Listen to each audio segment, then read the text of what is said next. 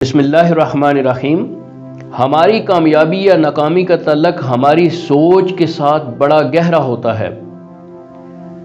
ہم اگر سوچ لیں کہ ہم فلاں کام کر سکتے ہیں تو اس کام کے ہونے کے لیے خود بخود حالات پیدا ہو جاتے ہیں، یا پھر اگر ہم کوئی بھی کام کرنے سے پہلے ہی ہمت ہار جائیں، یا پھر یہ سوچ لیں کہ فلاں کام ہم نہیں کر سکتے ہیں تو ہم کبھی بھی وہ کام نہیں کر سکیں گے۔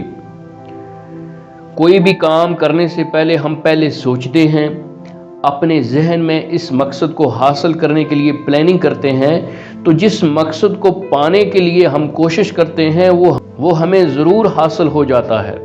اور اگر کسی وجہ سے ہم اپنے مقصد کو حاصل کرنے میں ناکام رہتے ہیں تو اس کا مطلب ہے کہ ہم نے اپنے مقصد کو پانے کے لیے جو کوشش کرنی چاہیے تھی وہ نہیں کی، اور ہماری کوشش ناقص ہے، اس کوشش میں خامیاں ہیں اور ہمیں وہ خامیاں دور کرنے کی ضرورت ہے۔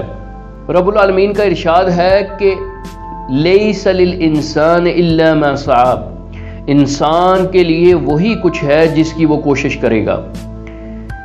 کسی بھی کام کو کرنے کے لیے، کسی بھی منزل کو پانے کے لیے کوشش شرط ہے۔ ہمارا کام کوشش کرنا ہے، اور کامیابی کی ذمہ داری اللہ رب العالمین کی ہے۔